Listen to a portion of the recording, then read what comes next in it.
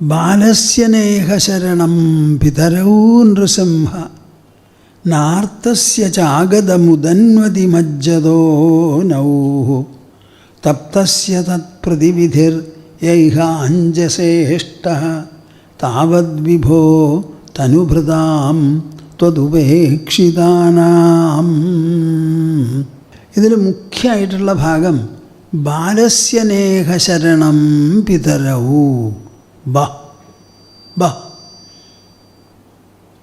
ഒരു കുട്ടിക്ക് അച്ഛനമ്മമാരല്ല ശരണം എന്ന്. നിങ്ങളെല്ലാവരും ഇത് കേട്ടോ ഞാൻ പറയണത്?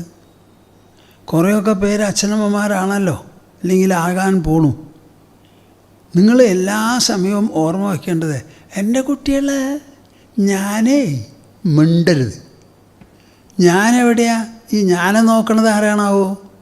കുട്ടികളെ നോക്കണത് നിങ്ങളെ നോക്കണത് ആരാ? നിങ്ങൾക്ക് ശ്വസിക്കാനുള്ള കാറ്റ് ആരാ തരണത്? മൂക്കുണ്ടെങ്കിൽ മാത്രം നമുക്ക് ശ്വസിക്കാൻ പറ്റുമോ? ശ്വസിക്കണമെങ്കിൽ ജീവവായു വേണ്ടേ? ഭൂമി വളരെ ചെറുതാണ്, പക്ഷേ വായുകോശം എത്രയോ വലുതാണ്.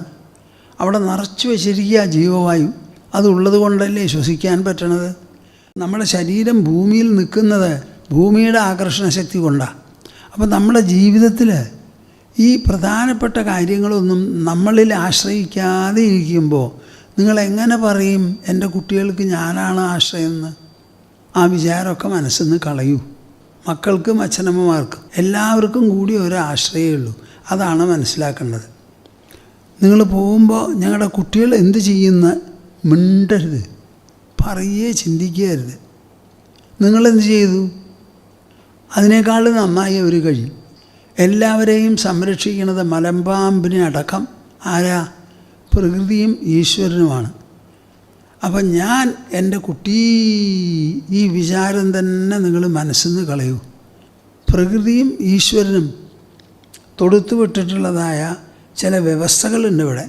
അതിലാണ് ഈ ജീവരാശികൾ ഉണ്ടാവുന്നതും നിലനിൽക്കുന്നതും നശിക്കുന്നതും പിന്നെയും ഉണ്ടാവുന്നതും അവരുടെ തുടർച്ച ഇന്നേ വരെ തുടർന്നു പോരുന്നത്.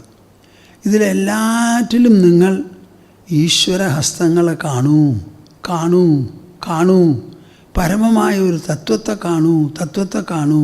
അതിന് പകരം ഞാൻ, എൻ്റെ കുട്ടി, ഈ വിചാരമൊക്കെ ഒന്ന് കളയുക.